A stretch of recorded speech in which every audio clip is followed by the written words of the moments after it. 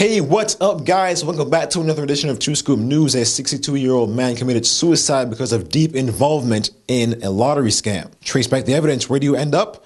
Jamaica. Check this.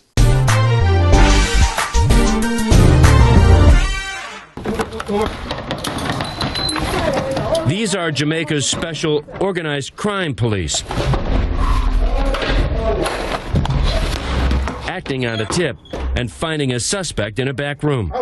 Hey. Cut! Right down! The evidence, police say, is everywhere. Why inside here? Here we have the SIM card. Caught with 2 cell phones, lists of U.S. phone numbers, and piles of cash. Corporal Kevin Watson tells us the suspect was trying to actually eat paper notes of what the police say are his potential victims. Mostly U.S. and Canadian citizens who have fallen for this $300 million a year scam. So here we have the laptop. So he just tossed his laptop in the water? Right, when we came here, when they breached the premises. Whoa, look at that. See what he did? He drove a nail in it? He drove a nail in to destroy evidence. The suspected scammer, who's yet to plea in court, will face his first appearance next month. If convicted, he will most likely serve a lengthy prison sentence. Chris Poland would like the punishment to be much more severe. I could be part of the team that comes down there, and I catch the guy that I talked to and I talked to my dad, and I got to personally torture him and then hear him scream and beg to save his life. And then I won't tell you what I would do to him, but it wouldn't be nice. Poland lives in Knoxville, Tennessee. His father fell victim to relentless calls from scammers claiming that he had won the Jamaican lottery. Albert Poland suffered from early stages of dementia and believed it all. People were calling him, telling me he had won a Mercedes full of money. Albert Poland believed all he needed to do to get up to $3 million in prize money was cover the expenses. Taxes, he was told, shipping and handling, even travel fees.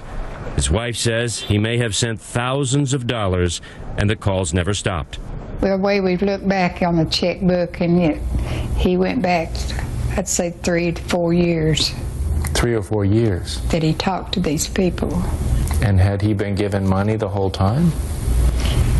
Give him some money, yeah. On March 21st, Albert Poland took his last call.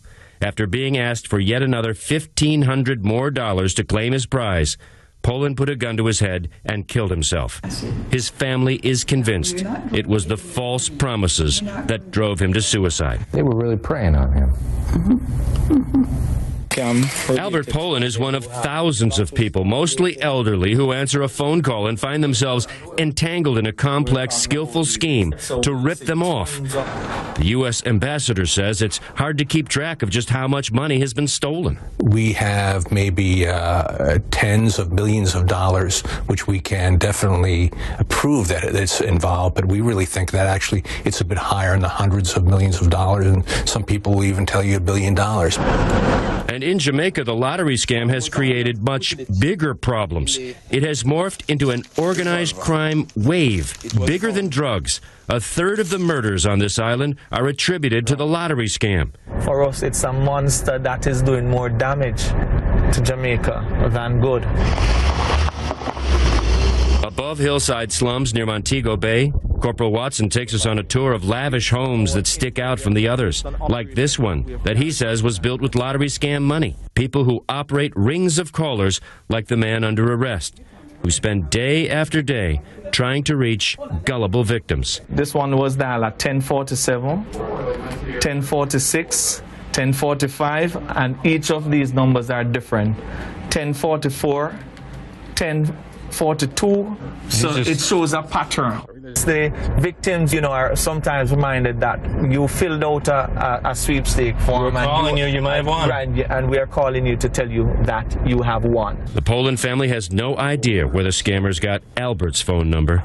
They have a hunch somehow it came from his own medical records that showed he was elderly, suffering from dementia, and an easy mark. What a tragedy. Our hearts do go out to the Poland family and all the others who suffered from horrendous crimes and criminals such as this. So how do you identify a lottery scam? Well, when they call you and say you've won $5 million randomly, well, that's one sign. And if they call asking for banking information, that could be a huge red flag. If they keep calling over and over and over again non-stop, red flag. And if they keep asking for taxes and fees and all that stuff, huge red flag. Also, if you encounter emails that claim you've won the lottery and they ask you for your banking information, don't send it. That is most likely a scam email. And guys, just be careful. When it comes to stuff like this, money and lottery stuff, it's better if you just didn't do it at all. Well, that's it, guys. I'm Shane Mathers for 2Scoop News, where you get your 2 scoops of your daily news. Please like this video and don't forget to subscribe for more videos like this. Follow us on Facebook and Twitter. And as always, thanks for watching and God bless.